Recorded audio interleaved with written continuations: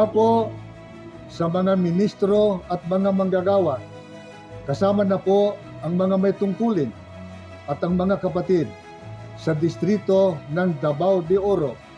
Kami po ay buong pusong bumabati sa ating pong pinakamamahal na kapatid, ang ating pong tagapamahalang pangkalahatan, ang kapatid na Eduardo V. Manalo ng Happy birthday po! Mahal na mahal po namin kayo!